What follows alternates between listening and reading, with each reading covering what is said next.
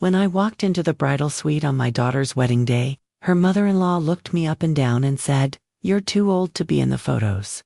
The words hit me like a physical blow, knocking the air from my lungs. Too old to be in the photos. At my own daughter's wedding, I felt the heat of humiliation crawl up my neck as 27 pairs of eyes turned toward me. The champagne flute in my hand suddenly felt too heavy. My carefully selected mother of the bride dress too tight, too inappropriate. Melanie, my beautiful daughter, was busy with the photographer, her back to me, unaware of what had just happened. And perhaps that was for the best, because I didn't want to ruin her perfect day. Too old to be in the photos. The words echoed in my head as I forced a smile, pretending I hadn't heard. "I'm sorry, Judith, I didn't quite catch that," I said, my voice steadier than I expected. At 54, I wasn't exactly ancient, but in that moment, surrounded by Judith's country club friends and their Botoxed foreheads, I felt like a relic. I said, Judith repeated, louder this time, her perfect white teeth gleaming behind coral lips. "We're trying to keep the photos, youthful. Fresh. I'm sure you understand, Catherine." She placed her manicured hand on my forearm, a gesture of false sympathy that made my skin crawl. "It's Jessica's vision. The aesthetic is very important to her Instagram." Jessica, my future son-in-law's 23-year-old sister and the wedding planner who had taken over every aspect of my daughter's special day. I looked across the room where Jessica was arranging bridesmaids for press ceremony shots, her clipboard clutched to her chest like a shield. She caught my eye and quickly looked away. "Mom," Melanie had turned around, her wedding gown a cloud of white satin and lace. "Is everything okay?" Before I could answer, Judith swooped in. "Everything's perfect, darling. Your mother and I were just discussing the photo arrangements. Now come, the photographer wants one with just you and the bridesmaids before the ceremony." As they led my daughter away, I stood there, champagne untouched, the bitter taste of exclusion filling my mouth. 17 years of single motherhood after Melanie's father walked out when she was 5. 60-hour work weeks at the accounting firm to afford dance lessons, college applications, and now, my $12,472 contribution to this wedding, which was apparently not enough to buy me a place in my own daughter's wedding photos. I slipped out of the bridal suite and found a quiet alcove in the church hallway. My hands trembled as I pulled out my phone, checking my appearance in the selfie camera. The navy blue dress I'd spent $498 on at Nordstrom, chosen specifically to complement Melanie's color scheme. The pearl earrings that had been my mother's. The makeup I'd had professionally done for $175 this morning. Did I really look too old? Too embarrassing for my daughter's wedding album. A text message lit up my screen. It was from my sister, Karen. "How's everything going? Send pics." I couldn't bring myself to respond. How could I explain that I'd been deemed too old, too unsightly to be photographed at my only child's wedding? That after raising Melanie alone, after being both mother and father for 17 years, I was now being shuffled into the background like an embarrassing elderly relative. 3 women passed by, their voices dropping to whispers as they noticed me. I recognized them as Judith's friends from the country club where the Prestons, my new in-laws, were members. Their eyes slid over me in a way, dismissive. "Poor Catherine," one murmured, not quite quietly enough. "She's really let herself go since the divorce. 20 years ago she was quite pretty," another replied, "but you know how it is after 50. Not everyone can afford the upkeep." The upkeep, like I was an aging building in need of renovation. I straightened my shoulders, swallowed the humiliation that threatened to choke me, and walked toward the chapel. I would not cry, not today. I would sit in the front row as planned, smile for my daughter, and pretend that being erased from her photographic history didn't feel like a knife twisting in my chest. The ceremony was beautiful. I watched my daughter pledge her life to Michael Preston, heir to the Preston real estate empire, with tears in my eyes, partly of joy, partly of something else I couldn't yet name. When the officiant asked who gives this woman to be married, I stood alone and said, "I do, my voice carrying through the vaulted ceiling. In that moment, I felt a surge of pride. I had done this. I had raised this incredible young woman by myself, working overtime, skipping vacations, postponing dreams. At the reception, I was seated at table 7, not at the head table with the wedding party and the Prestons. My place card had been handwritten, unlike the elegant calligraphy of the other cards. A small slight, perhaps unintentional, but it registered alongside the growing list of indignities. The Prestons had 6 seats at the head table, including Jessica and 2 cousins. There was simply no room for the mother of the bride. I made small talk with distant relatives and Melanie's old high school teachers at my table, plastering on a smile that made my face ache. Across the room, I could see the photographer circulating, capturing candid moments of guests laughing, dancing, celebrating. He never once pointed his camera in my direction. During the father-daughter dance, Michael's father, Stephen, whirled Melanie around the dance floor while Judith dabbed at her eyes with a monogrammed handkerchief. There was no mother-daughter dance on the program. When I'd suggested it during planning, Jessica had said it would disrupt the flow of the evening. "We're on a tight schedule," she'd explained, not quite meeting my eyes. Now I understood why. It was 9:37 p.m. when I overheard the conversation that would change everything. I had stepped outside onto the terrace of the country club for a moment of air, the weight of invisibility becoming too much to bear inside the reception. 2 voices drifted from around the corner, partially obscured by a large potted plant. "I can't believe Catherine showed up in that dress," Jessica's voice, slightly slurred from champagne. "When Mom and I took Melanie dress shopping, we specifically picked that color scheme because we knew it would wash out someone her age. But she wore it anyway." A laugh. Michael's sister, Ashley. "The whole too old for photos thing was genius. Jess, did you see her face? I thought she was going to cry right there. Mom's idea. She said no one wants to look back at wedding photos and see some old lady front and center. It ruins the aesthetic." Well, it worked. She's barely in any of the ceremony shots, and Diego knows not to focus on her during the reception. Diego, the photographer I was paying $3,200 for, split with the Prestons. The photographer who had been instructed to keep me, the bride's mother, out of the photos. Melanie didn't even notice. Jessica continued. She was so worried her mom would make a scene about being a strong single mother in her speech. But Mom took care of that too. How cut her toast from the program. Said we were running behind schedule.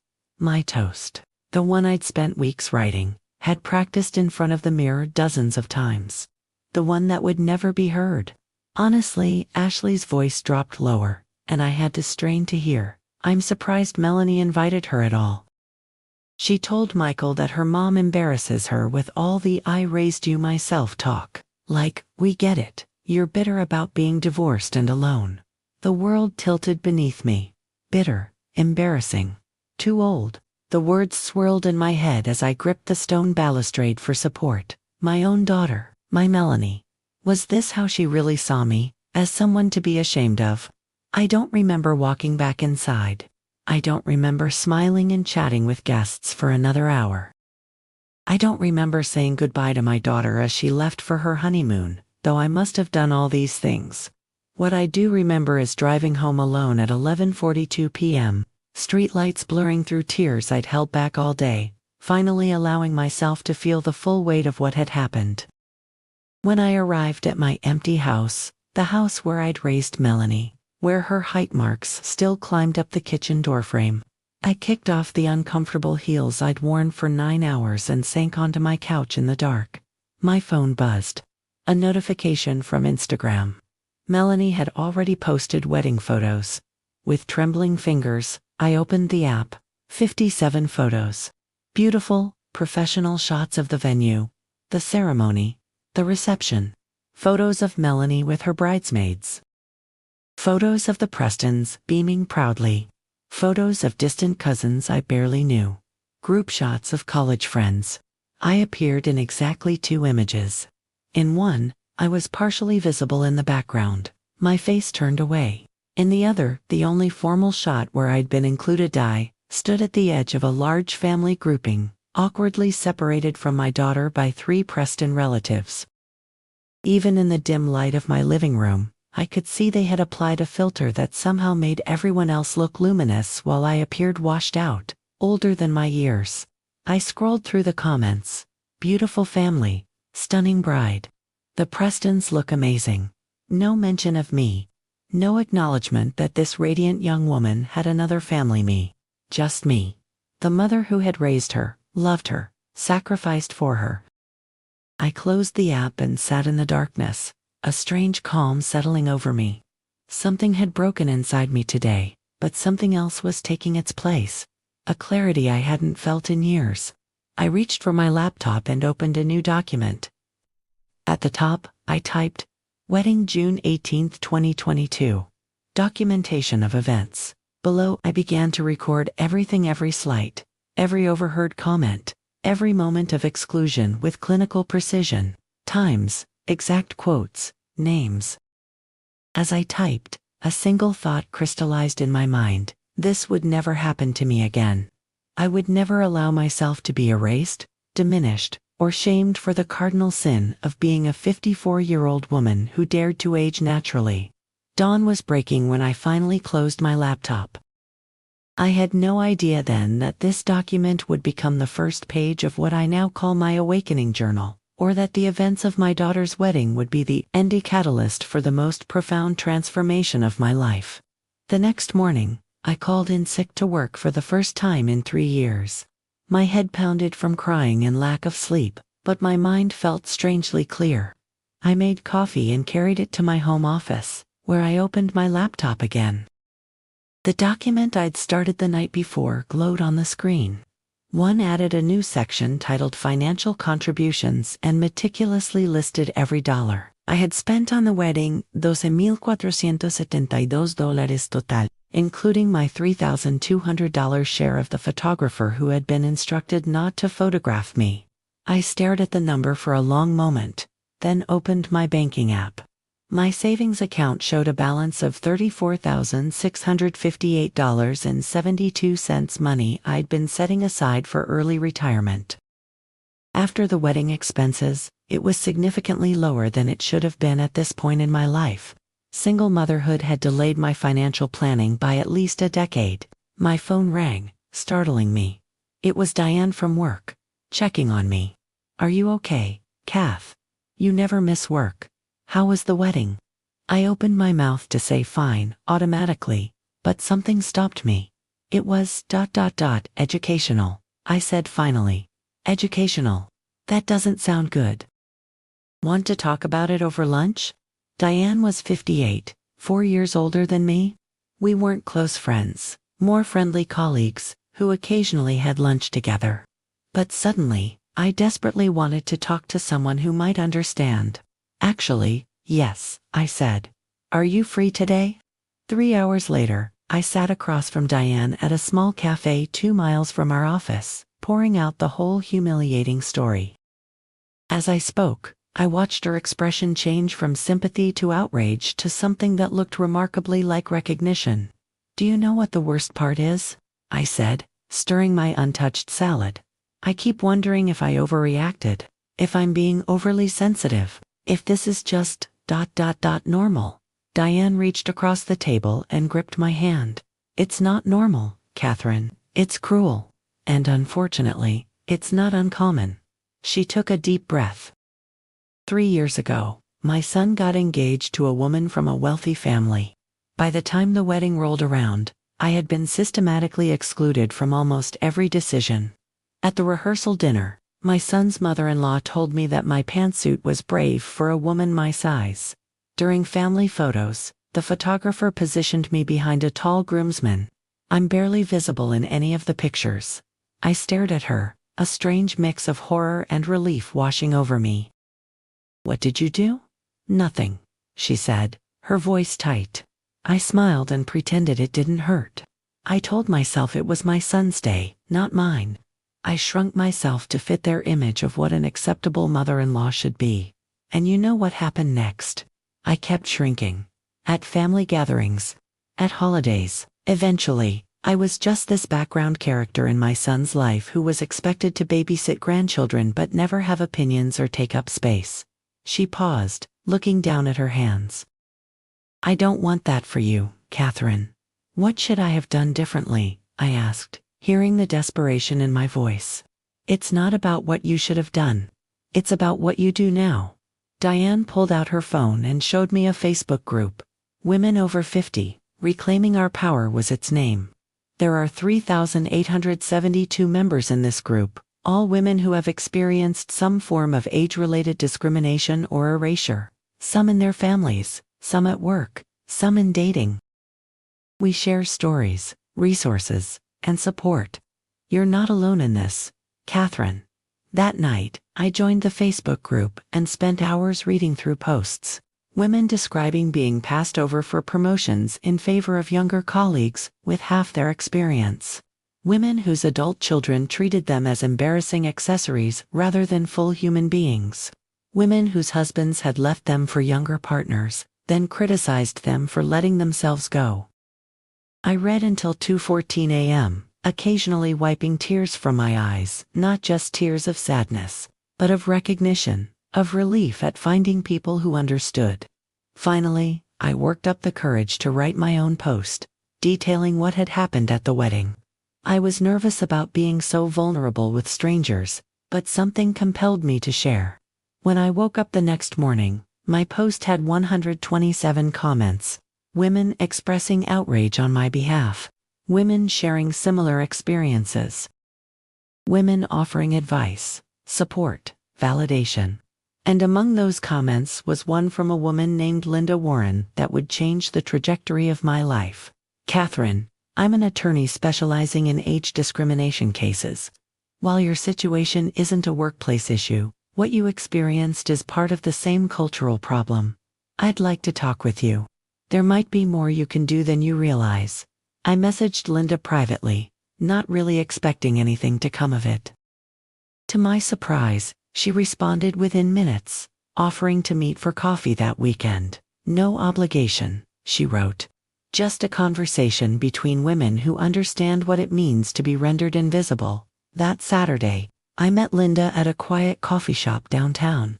She was around 60, with striking silver hair worn in a sleek bob, impeccable makeup, and a red blazer that commanded attention the moment she walked in. She didn't look invisible. She looked powerful. First, she said, after we'd exchanged pleasantries, I want to be clear that I'm not suggesting litigation against your daughter or the Prestons. Family situations rarely benefit from legal action. I nodded, relieved. Despite everything, I couldn't imagine suing my own daughter. But, Linda continued, stirring her coffee deliberately, what happened to you is part of a broader pattern of age discrimination that affects women disproportionately. And while your specific wedding situation may not have legal remedies, it sounds like there might be workplace issues worth exploring. I frowned. Workplace issues? I don't understand. In your post, you mentioned being at the same accounting firm for 22 years, but still in a senior accountant position rather than partner track. You mentioned younger colleagues, primarily men being promoted ahead of you. You mentioned working 60-hour weeks without overtime. Am I remembering correctly? I nodded slowly, surprised she had picked up on these details that weren't even the focus of my post. Catherine, have you ever considered that you might be experiencing workplace age discrimination? The question hit me like a thunderbolt. There had been comments about new blood and fresh perspectives when I was passed over for the management committee. The time I'd suggested a digital marketing initiative and was told it would be assigned to someone more in tune with technology who turned out to be Jake, a 32-year-old with far less experience.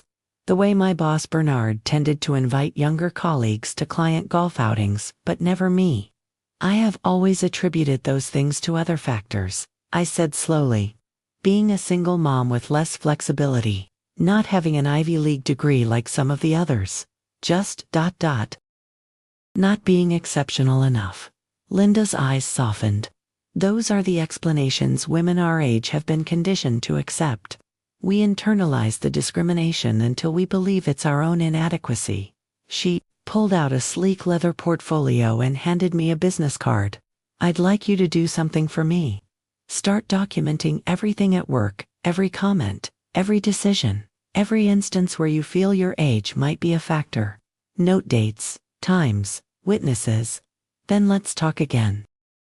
Over the next 4 weeks, I became a meticulous observer of my own professional life. I created a spreadsheet tracking assignments, opportunities, social invitations, and comments. I noted who was included in meetings and who wasn't. I documented the ages of everyone who had been promoted in the last 5 years compared to those who hadn't.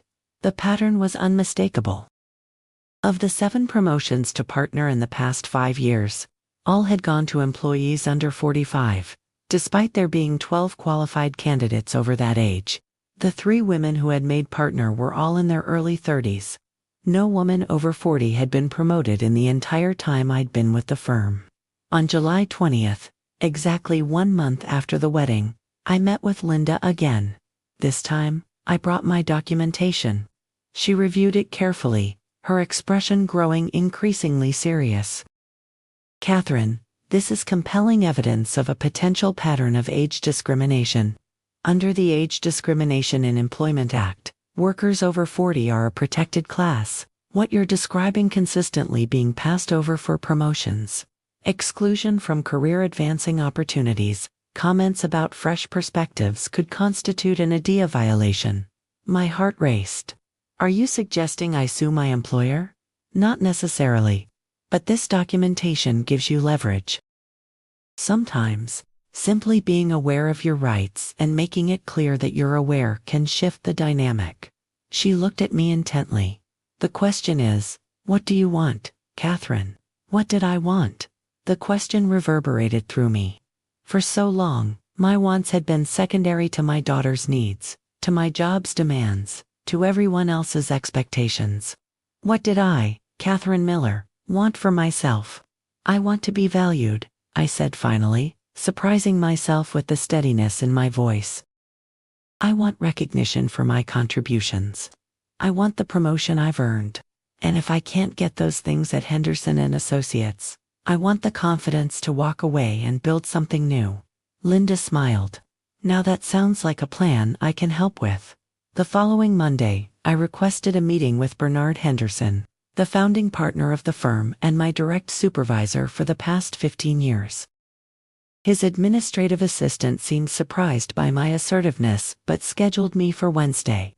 At 10 a.m., I spent the next 2 days preparing. With Linda's guidance, I assembled a portfolio of my accomplishments, client retention rates, billable hours, and successful projects. I also prepared a separate folder containing my documentation of the firm's promotion patterns, which I hoped not to need but brought as backup.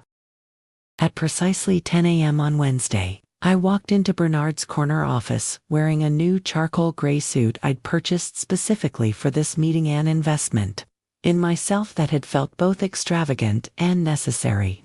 "Catherine," Bernard smiled, not getting up from behind his imposing desk. At 62, he was one of the few people at the firm older than me. "What can I do for you today?" "I'd like to discuss my future at Henderson and Associates," I said, taking a seat and placing my portfolio on his desk. "Specifically, I believe I'm overdue for consideration for a partner position." Bernard's eyebrows shot up. In 22 years, I had never directly asked for a promotion. I had always waited to be recognized, to be offered what I deserved. Not anymore.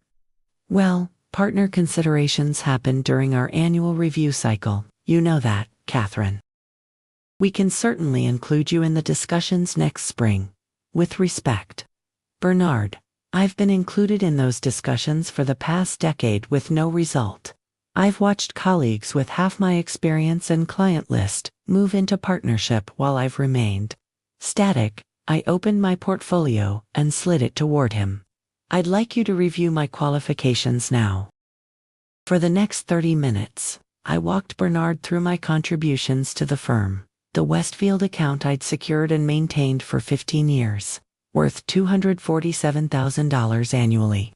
The tax strategy overhaul that had saved our top 5 clients a combined $1.2 million. The new client intake system I'd developed that had increased efficiency by 34%. I presented facts, figures, and testimonials without emotion or apology. Bernard looked increasingly uncomfortable as I continued. When I finished, he cleared his throat. These are impressive achievements, Catherine, but partnership isn't just about individual accomplishments. It's about leadership potential, innovation, the ability to bring in new business in changing markets. I agree, I said calmly. That's why I've also included my leadership initiatives, including mentoring 7 junior accountants who have all advanced in their careers, 3 of whom are now partners themselves. I've also outlined the digital marketing strategy I proposed last year that was reassigned to Jake Anderson, which has since increased new client acquisition by 27%. I paused. A strategy that was originally mine. Bernard shifted in his chair. Catherine, I appreciate your enthusiasm, but these decisions are made by committee. There are many factors including age, I interrupted, surprising both of us. His face flushed. I beg your pardon? With steady hands, I placed the second folder on his desk.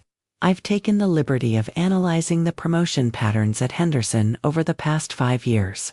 The data shows that no woman over 40 has been promoted to partner during that time, despite several qualified candidates. This raises concerns about potential age discrimination under the IDEA. Bernard's expression hardened. Are you threatening legal action? Catherine, not at all. I'm simply presenting information relevant to my career advancement. I value my 22 years with this firm and would prefer to continue contributing at a level commensurate with my experience and achievements. I met his gaze directly. As a partner, the silence that followed felt endless. Finally, Bernard closed both folders and steepled his fingers. I'll need to review these materials and consult with the committee. Can we reconvene next week? I nodded, standing to leave. At the door, I turned back. One more thing, Bernard. I've accepted an invitation to speak at the Regional Accounting Conference next month about digital transformation strategies for traditional firms. I'll be representing Henderson, of course. This was a small lie. I had applied to speak, but hadn't yet been accepted. But the flicker of surprise and respect in Bernard's eyes made the risk worthwhile. I wasn't aware of that, he said slowly. Congratulations, thank you. I believe it will be an excellent opportunity to showcase the firm's forward-thinking approach. With that, I walked out, my heart pounding but my head high. In the bathroom, I locked myself in a stall and took several deep breaths, my hands trembling with adrenaline. I had never spoken to Bernard like that in all my years at the firm. I had never advocated for myself so directly, so unapologetically. It was terrifying and exhilarating. I texted Linda, meeting done, stood my ground. Feel like I might throw up, she responded immediately. Normal reaction to reclaiming your power. Breathe, this is just the beginning. Just the beginning. The phrase echoed in my mind as I returned to my office. Just the beginning of what? I wasn't sure yet, but for the first time since Melanie's wedding, I felt a spark of something beyond humiliation and grief. Something that felt dangerously like hope. That evening, I received an email notification from the Regional Accounting Conference. My speaking proposal had been accepted. I would be presenting on digital transformation strategies for traditional accounting practices to an audience of over 300 industry professionals. The coincidence was so perfect it made me laugh out loud in my empty house. I forwarded the acceptance to Bernard with a brief, professional note, then texted Linda the news. Perfect timing, she responded. Now you have leverage. They won't want to lose a partner who's speaking at regional conferences. Partner, the word still felt presumptuous. Like clothing I wasn't sure I could pull off. But maybe that was the point, to claim the title before others bestowed it, to grow into the space I deserved. The following days brought a subtle shift in the office dynamic. Word of my meeting with Bernard had apparently circulated. Colleagues who normally breezed past my office stopped to chat. Jake Anderson, the young accountant who had been given my digital marketing strategy, asked if I'd be willing to review his presentation before he showed it to clients. "I heard you're speaking at the regional conference," he said, hovering in my doorway. "That's impressive. Thank you, Jake," I replied, noting how quickly information traveled. "I'd be happy to review your presentation." After he left, I added this interaction to my documentation spreadsheet. Not as evidence of discrimination this time, but as a marker of changing perceptions. It was a small shift, but significant. A week after my meeting with Bernard, his assistant scheduled me for a follow-up discussion, this time in the main conference room with Bernard and two other senior partners, Victoria Zhao and Richard Bennett. The formality of the setting and the inclusion of additional partners sent a clear message. My request was being taken seriously. I dressed carefully for the meeting in a new outfit. I'd purchased over the weekend a tailored navy suit that projected confidence without trying to make me look younger than my 54 years. For the first time in my career, I didn't feel the need to downplay my age or experience. They were assets, not liabilities. The meeting began with unexpected directness. "Catherine," Bernard said once we were all seated, "we've reviewed your materials and discussed your request for partnership consideration.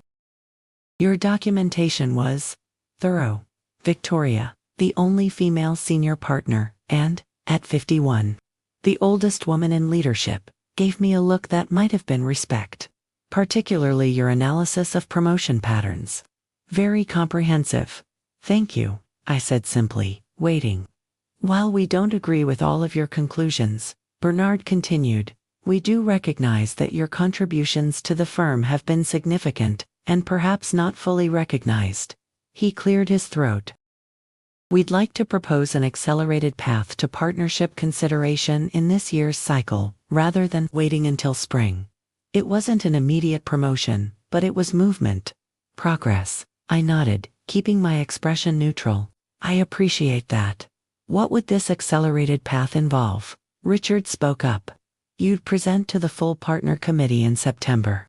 Your regional conference presentation would be considered part of your portfolio.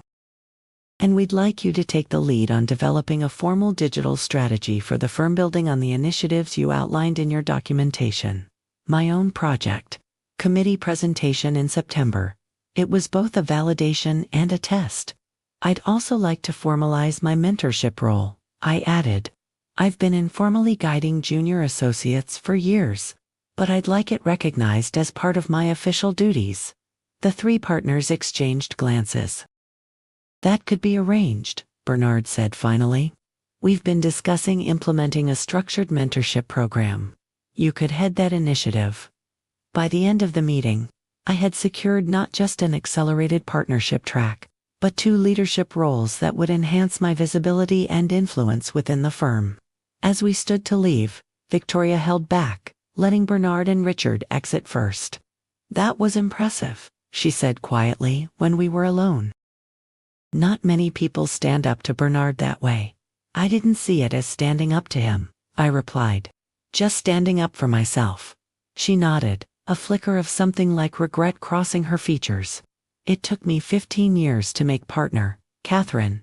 5 years longer than every man hired the same year as me. I often wonder what would have happened if I'd advocated for myself the way you just did." "It's never too late," I said, surprising myself with the conviction in my voice. A small smile touched her lips. "No, I suppose it isn't."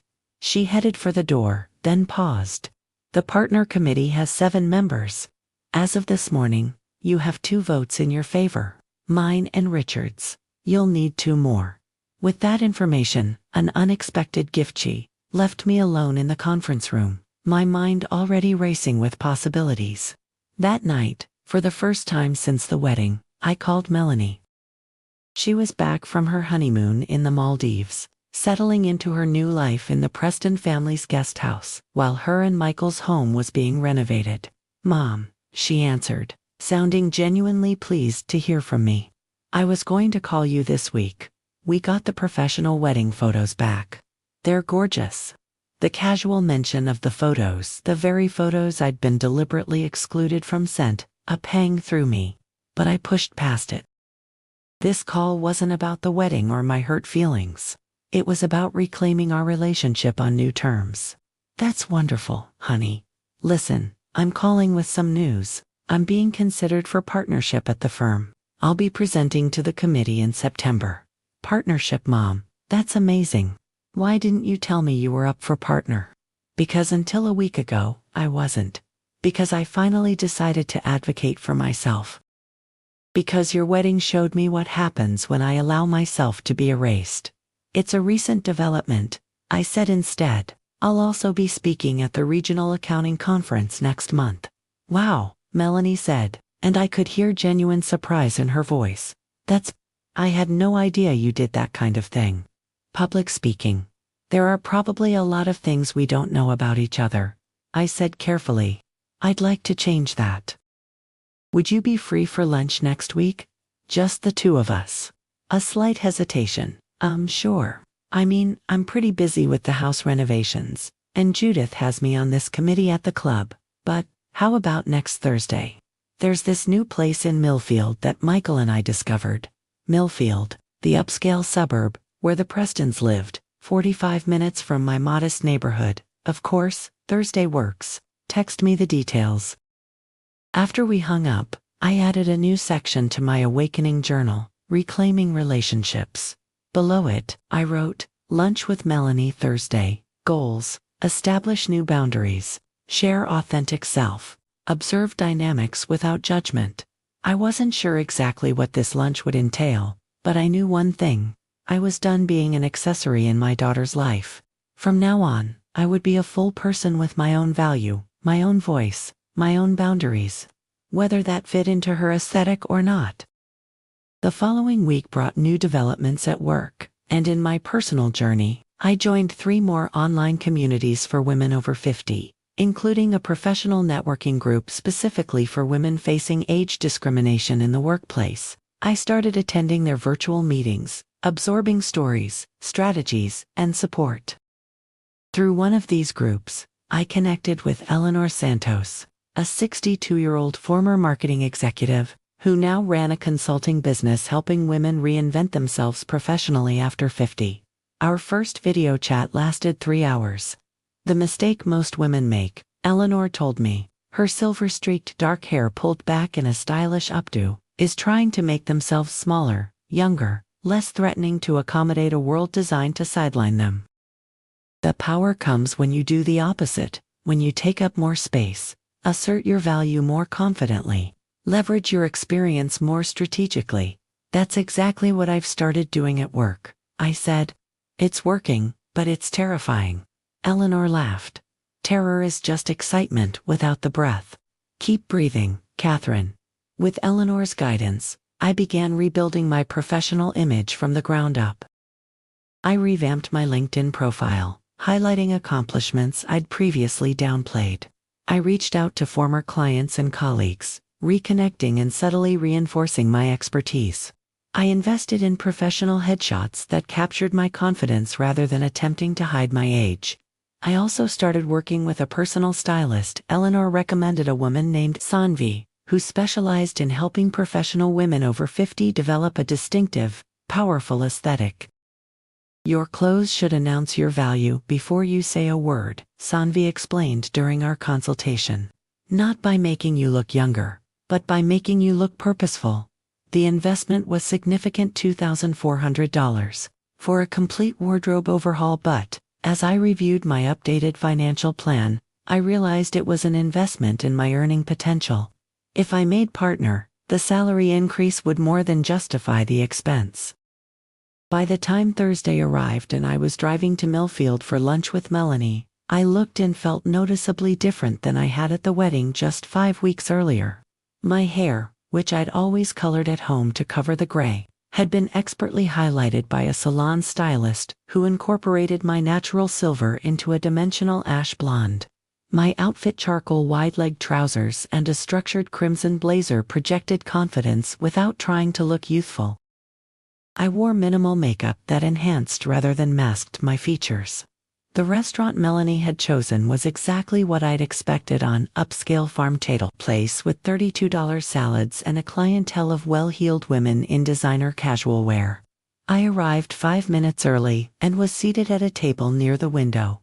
Melanie arrived 12 minutes late.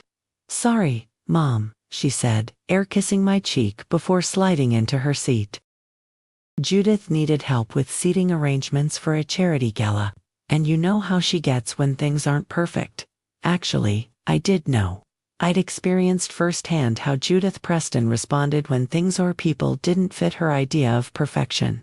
"No problem," I said, smiling. "You look lovely." She did in a floaty white sundress that emphasized her youth and the golden tan from her honeymoon. She looked like she belonged in this restaurant, in this wealthy suburb, in the Preston family. "Thanks," she said. Then did a double take, really looking at me for the first time. "Wow, Mom, your hair looks different. And is that a new jacket?" "Yes to both. I've made some changes recently." Melanie tilted her head. "It's nice, really nice actually. Very powerful looking." The surprise in her voice might have hurt me before, but now I just noted it with interest. Had I really been so faded, so invisible, that a simple style upgrade warranted this reaction? We ordered. She got a quinoa bowl with avocado. I chose a bistro salad with grilled salmon and made small talk about her honeymoon and the house renovations. It was pleasant, superficial, safe. But that wasn't why I'd arranged this lunch. "Melanie," I said during a lull in the conversation, "there's something I want to talk about." "The wedding." Her smile faltered slightly. "What about it? Wasn't it beautiful? I know the Preston's Country Club isn't as central as some venues, but the grounds were just perfect for the photos." "The photos?" Always back to the photos. "Yes, it was beautiful," I said carefully, but I felt excluded from much of it, particularly the photos. Melanie's expression shifted from confusion to discomfort. "What do you mean?" "I mean that I was deliberately kept out of most of the wedding photos. That the photographer was instructed to avoid capturing me. That I was seated away from you at the reception, and my toast was removed from the program." Her cheeks flushed. "Mom, that's not I mean. There were so many people to include. And the schedule was tight, and Jessica was trying to manage everything." I overheard Jessica and Ashley talking at the reception. I interrupted gently, about how Judith specifically planned to keep me out of the photos because I would ruin the aesthetic. "About how you were embarrassed by me." Melanie's face crumpled. "You weren't supposed to hear that."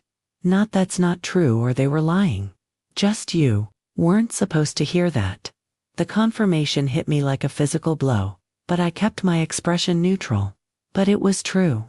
She looked down at her untouched quinoa bowl. "Mom, you don't understand. The Prestons are. They have certain expectations. Judith has been so welcoming, including me in everything.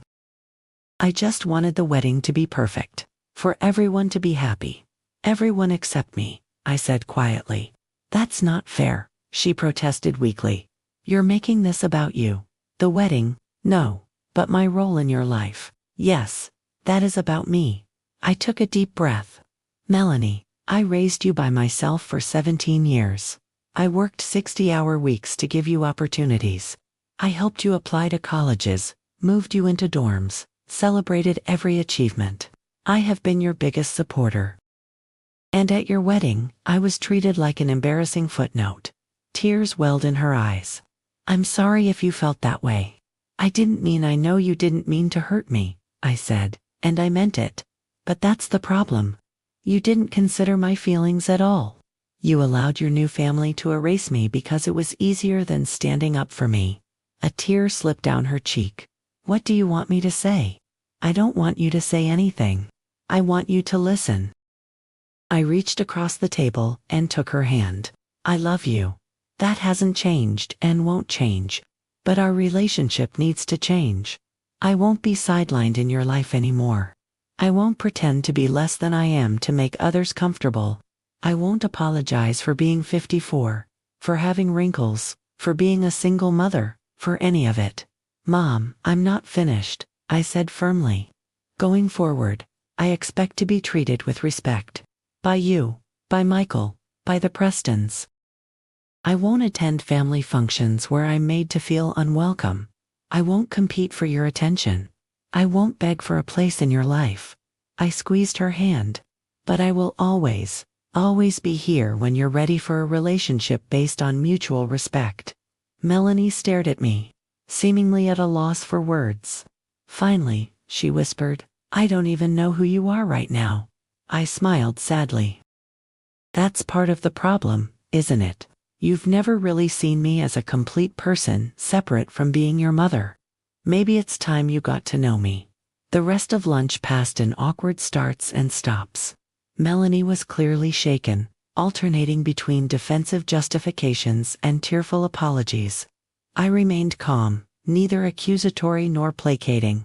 When we parted in the parking lot, she hugged me tightly, almost desperately. I don't want to lose you, Mom, she murmured against my shoulder. You're not losing me, I assured her. We're just renegotiating our relationship. Give it time. As I drove home, I felt a complex mix of emotion, sadness, that this conversation had been necessary, grief for the unconditional closeness I'd thought we had, but also a profound sense of liberation. For the first time in decades, I had prioritized my own dignity over my daughter's comfort. I had spoken my truth without anger or blame. I had set boundaries. Whether Melanie could accept this new version of me, visible, vocal, unapologetic woman, remained to be seen. But I was no longer waiting for her approval to become this person. The weeks leading up to my partner committee presentation were a whirlwind of preparation, networking, and continued I worked closely with Eleanor on my professional development, with Linda on documenting my ongoing workplace experiences, and with the various support groups I'd joined on processing the emotional aspects of my journey. My regional accounting conference presentation was scheduled for August 15th, exactly 1 month before my partnership presentation. I prepared meticulously, creating slides that were both visually impressive and substantively valuable. Eleanor connected me with a public speaking coach who helped me refine my delivery. Remember, she told me during our final session, you're not just presenting information, you're establishing yourself as an authority. Own the room. Claim your expertise. On the day of the conference, Bernard and 3 other partners from the firm attended my presentation, a show of support I hadn't expected but welcomed. I took the stage in a slate blue suit that Sanvi had selected specifically for public speaking, my newly styled hair swept back in a sleek up-to. Oh, good morning, I began, surveying the room of 300 accounting professionals. My name is Catherine Miller, and for 22 years I've been helping traditional accounting firms navigate technological transitions without losing their core values. From that opening sentence, I could feel the energy in the room shift. This wasn't the self-deprecating, permission-seeking Catherine they might have expected from a middle-aged woman. This was Catherine 2.0, confident, authoritative, valuable. For the next 45 minutes, I outlined innovative strategies for digital integration, illustrating each point with case studies from my own client portfolio. The audience was engaged, asking thoughtful questions, taking notes. When I concluded, the applause was enthusiastic, and several attendees approached me afterward with business cards and follow-up questions. Impressive presentation, Catherine, Bernard said as the crowd dispersed. Very forward-thinking. The Partners Committee will be interested to see how you might implement some of these strategies at Punderson. I'm looking forward to discussing that with them in September, I replied smoothly. As I drove home from the conference, my phone chimed with LinkedIn notifications. Attendees were already connecting with me, commenting on my presentation, sharing insights. My professional visibility was expanding in real time. Among the notifications was an invitation to join a panel discussion at the Women in Accounting Leadership Summit in November. The email mentioned that they had heard about my conference presentation and were looking for speakers who could address innovation and adaptation in traditional firms. Another opportunity I would have missed if I'd remained in my comfort zone of invisibility. I accepted the invitation immediately, then texted Linda with the news. The snowball effect, she replied. One act of self-advocacy leads to opportunities for more visibility, which leads to more opportunities. This is how women reclaim their power. Power, the word still felt foreign to me, almost presumptuous.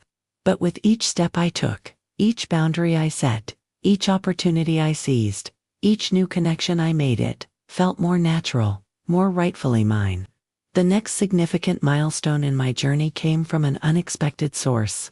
3 days after the conference, I received a text from Victoria Zhao, the female senior partner, who had hinted at her support after my meeting with Bernard. "Are you free for dinner this evening? There's someone I'd like you to meet." Intrigued, I accepted. Victoria suggested an upscale restaurant in the financial district, far from our office where we were unlikely to encounter other colleagues. I arrived at 7 p.m. to find Victoria already seated with another woman who appeared to be in her early 60s, elegantly dressed, with short silver hair and keen blue eyes. "Catherine," Victoria stood to greet me. "This is Eliza Montgomery, former managing partner at Deloitte, and current board member for several Fortune 500 companies. Eliza, this is Catherine Miller, the colleague I was telling you about." My pulse quickened as I shook Eliza's hand. Victoria had been discussing me with a former Deloitte partner. This was no casual dinner.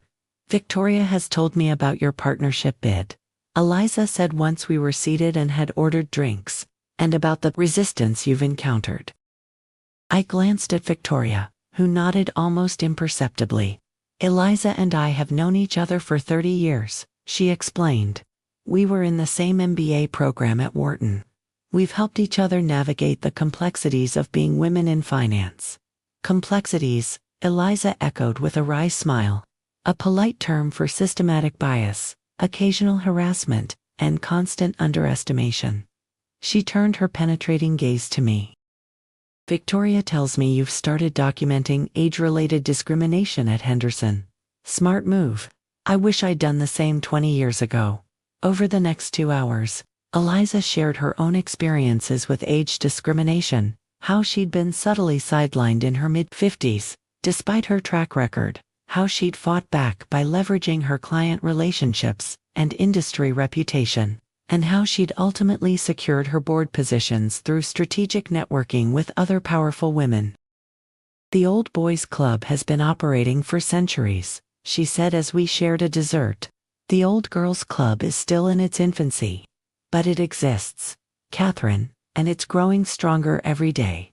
By the end of dinner, I understood why Victoria had arranged this meeting. Eliza wasn't just sharing her experience, she was offering entrance into a network of influential women who supported each other's advancement, and more specifically, she was offering to help with my partnership bid. "Henderson and Associates has provided accounting services to Westmeyer Corporation for years," Eliza said, referring to one of the companies where she served on the board. "But we're expanding our operations and will need additional services. I'd be very interested in hearing your ideas, Catherine. Perhaps you could prepare a proposal." A major new client opportunity, handed to me through this nascent Old Girls Club, the kind of opportunity that had previously gone to younger male colleagues. "I'd be delighted," I said, understanding the significance of what was being offered. As we parted ways outside the restaurant, Eliza handed me her business card-heavy stock with embossed lettering. "Call my office tomorrow. We'll set up a formal meeting. And Catherine," she added with a meaningful look, "bring Victoria. I think it's time Henderson recognized the value of its senior women." In the taxi home, I sent Linda a message. "Just had dinner with Victoria Zhao and Eliza Montgomery. Potential major new client opportunity. The network is real. Now you're seeing the matrix," she replied. "Keep going." The next morning, I received a text from Melanie. "Can we talk?" In person. We arranged to meet at a coffee shop halfway between our neighborhoods, a neutral territory. When I arrived, Melanie was already there, looking uncharacteristically subdued in jeans and a simple blouse rather than her usual polished Preston-approved attire. "Hi, Mom," she said, as I sat down across from her. "Thanks for meeting me. Of course, everything okay?" She twisted her wedding ring nervously. "After our lunch, I've been thinking." A lot. She took a deep breath, and I talked to Dad. This surprised me.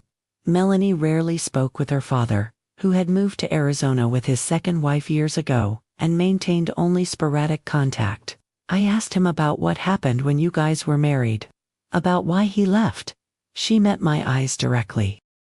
He said some things that made me realize I've only ever heard his version of our family story.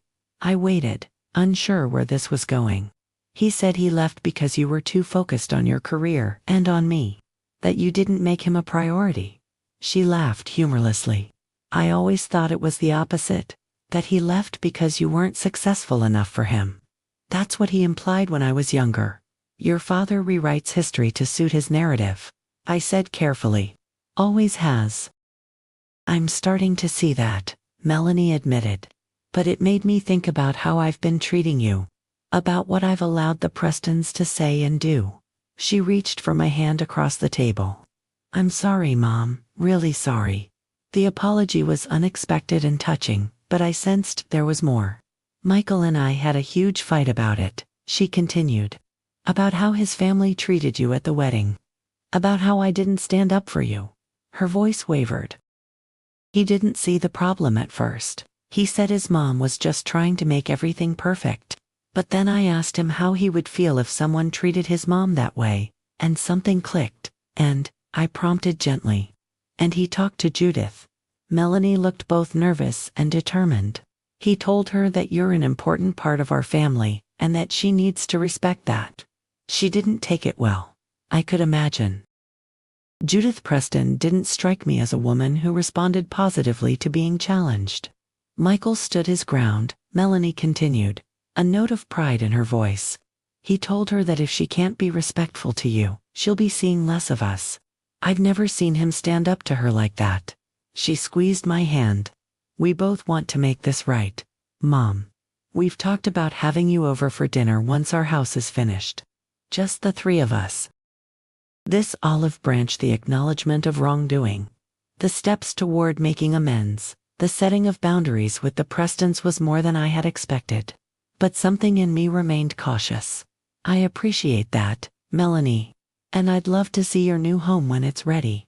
I paused. But I need you to understand something. I'm not the same person I was before your wedding. I'm not just your mother, or Michael's mother-in-law. I'm a whole person with my own life, my own goals, my own value. I won't diminish myself to fit anyone's expectations anymore, not even yours. She nodded slowly. I'm starting to see that. The way you looked at our lunch, the conference you spoke at, you seem different. Stronger. I am different, I agreed. And our relationship will be different too. Better, I hope. But definitely changed. I'm trying to understand, she said, and I could hear the sincerity in her voice. It might take time. We have time, I assured her. I'm not going anywhere. As we parted, Melanie hugged me tightly. I love you, Mom, she whispered. I'm sorry I forgot how amazing you are. I love you too, I replied. And I'm just remembering myself. The reconciliation with Melanie was tender and promising, but I knew it was just the beginning of a rebuilding process. Trust had been damaged. Patterns had been established. One conversation couldn't undo that completely, but it was a start. More importantly, it was happening on my terms. The old Catherine would have gratefully accepted any crumb of attention from her daughter. Would have compromised her dignity for inclusion in her child's life. The new Catherine, the visible, valuable Catherine, was setting the terms of engagement. The weeks before my partnership presentation flew by in a whirlwind of preparation and growing opportunity. My meeting with Eliza Montgomery and the Westmere Corporation was tremendously successful. Victoria and I secured a contract worth $355,000 annually for Henderson and Associates, a major win that significantly strengthened my partnership bid. More surprisingly, Victoria and I developed a genuine friendship through the process. Over lunch one day, she confided in me. I've been coasting for the past 5 years, she admitted. Waiting for retirement, not making waves. Watching younger men get promoted over qualified women without saying a word. She shook her head. Watching you fight for your value has woken me up. reminded me why I wanted to be a partner in the first place, to change the culture from within. Together, we began quietly mapping the power dynamics at Henderson, identifying allies and obstacles, building a strategy not just for my partnership bid, but for systematic change within the firm. By the time September 15th arrived, the date of my presentation to the partner committee, I had secured not just the 2 additional votes Victoria had mentioned, but potentially a 5th vote as well. I needed only 4 out of 7 to succeed, but the margin would send a message about my position within the firm. I arrived at the office that morning with a sense of calm determination. My presentation was meticulously prepared. My documentation was irrefutable. My new navy suit projected authority without apology. My case for partnership was stronger than it had ever been. As I waited outside the conference room, Bernard approached. "Catherine," he said, his tone unreadable, "before you go in there, I want you to know that regardless of the outcome today, your recent work has been exceptional. The Westmeyer account alone is a significant achievement." Was he preparing me for rejection, or acknowledging my value regardless of the committee's decision? Either way, I no longer needed his approval to know my worth. "Thank you, Bernard. I'm looking forward to presenting my vision for the firm's future." The next 90 minutes were among the most empowering of my professional life. I stood before the 7 partners, 4 men and 3 women, all but one older than me, and articulated not just my qualifications for partnership, but my value to the firm's future. I outlined digital strategies that would position Henderson competitively in a changing market. I presented client testimonials and revenue projections. I detailed my mentorship initiative and its potential impact on retention. I was clear, confident, and unapologetically myself, a 54-year-old woman with wisdom, experience, and innovative ideas. Not despite my age, but because of it. When I finished, Victoria was the first to speak. "That was the most compelling partnership presentation I've seen in my 15 years on this committee. Thank you, Catherine." The vote was scheduled for the following week, but I left that conference room knowing I had done everything possible to secure my place at the table. Whatever happened next, I had advocated for myself with dignity and strength.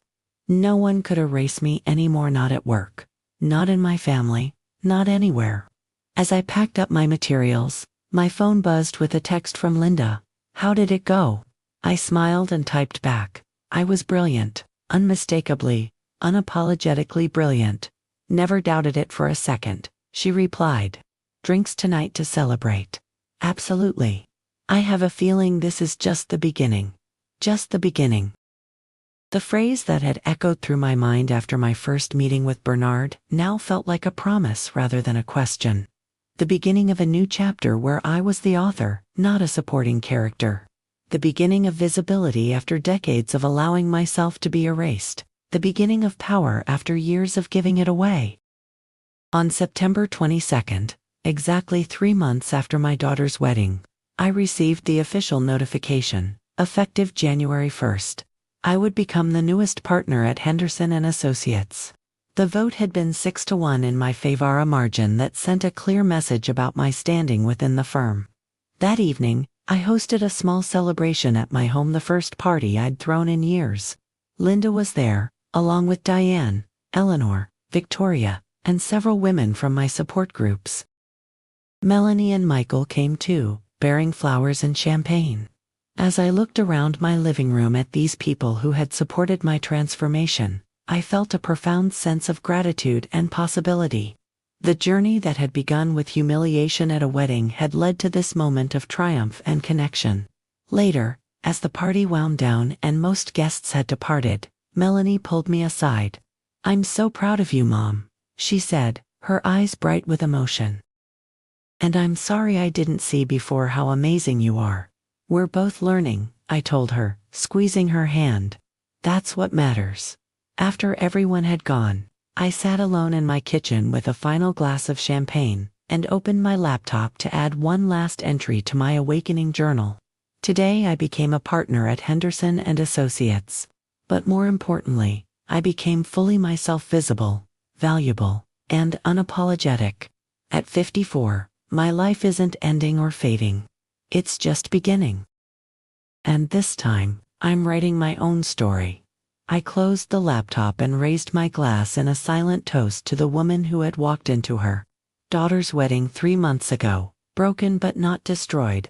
She had been erased from photographs, but in that erasure, she had found the catalyst to make herself permanently, brilliantly visible.